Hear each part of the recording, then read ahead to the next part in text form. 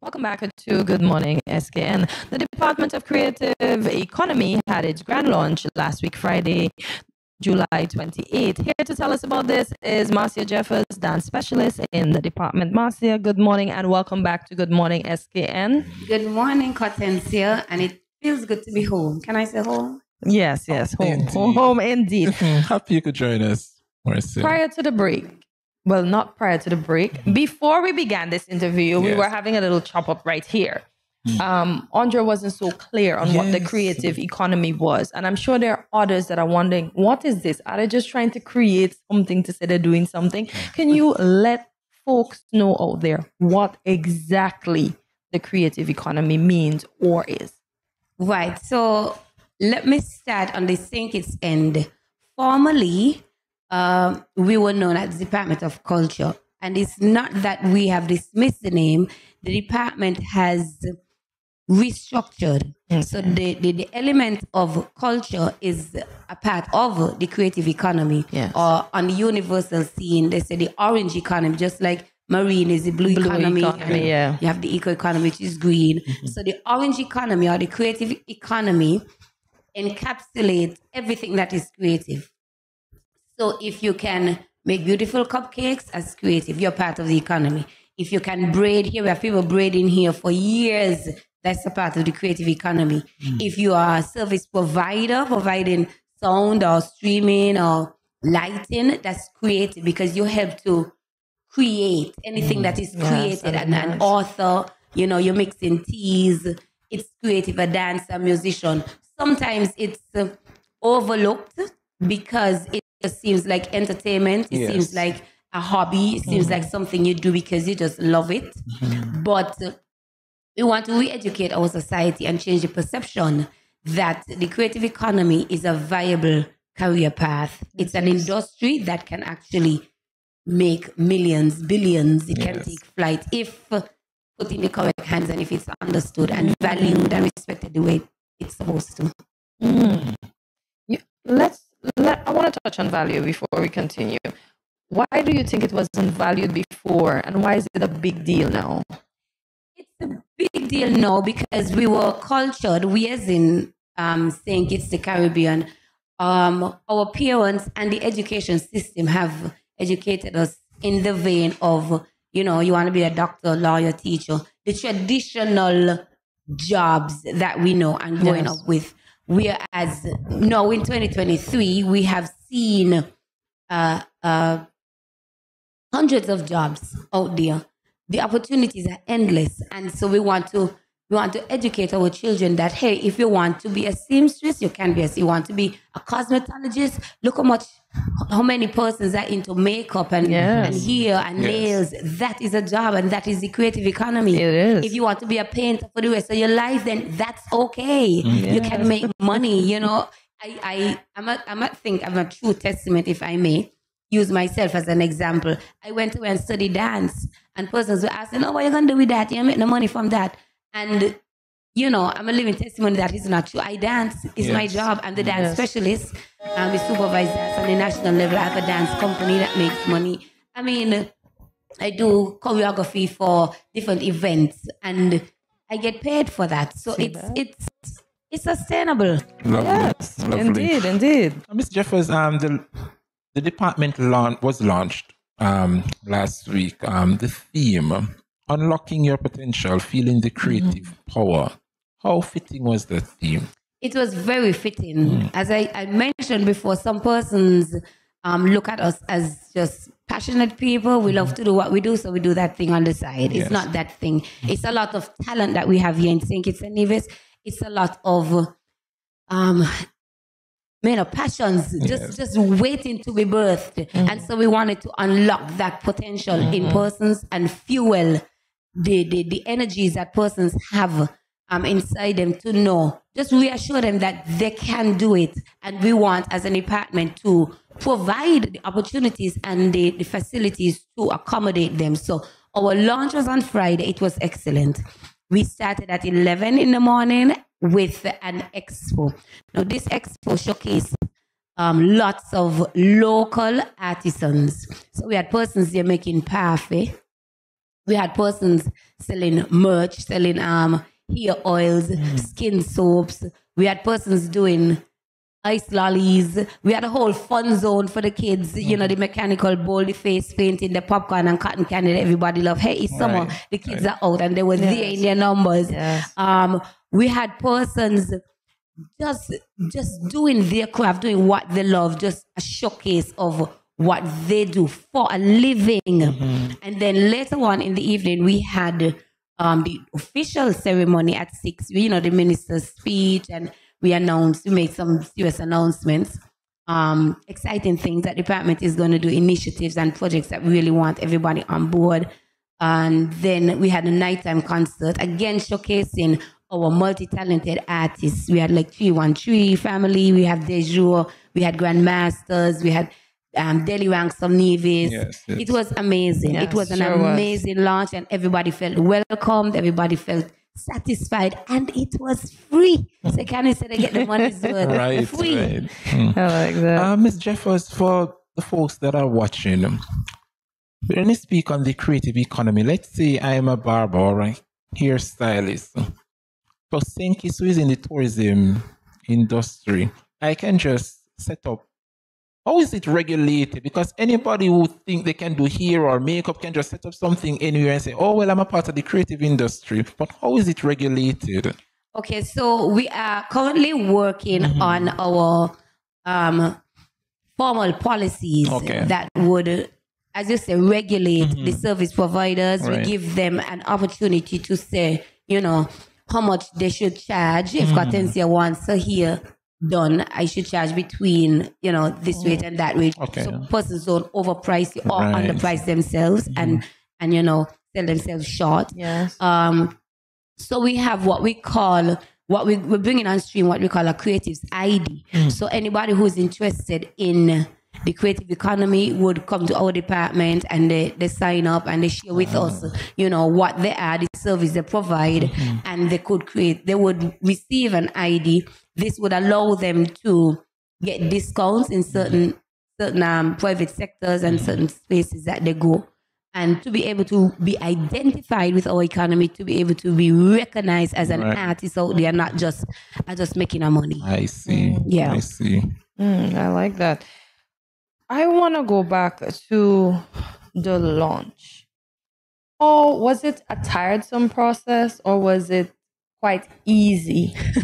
And did the department stick to the launch date, or was there some pushback or some push forward? Okay, so let's take the latter end. Yes, it was postponed because it was to be earlier, in a couple of months earlier. However, our department is always busy, and so we had a number of events prior to the launch, and our minister, he is busy as well, Honorable Samuel, so sometimes he was traveling.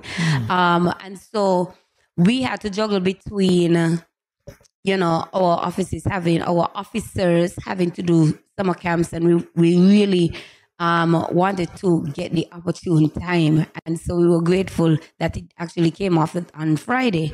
The preparation, of course, it was tiring. You go, weeks, months preparing, getting the artists, you know, ready, preparing the space. On the very day, like you wake up, it's like, oh my God, you feel tired even before the day. Like from Wednesday, the guys were down there on site, putting up the trussing, putting up the tents, you know, valleys. Those guys work tirelessly, like hours. And then on the day, we're there from 7 in the morning, right until late midnight when the show is finished.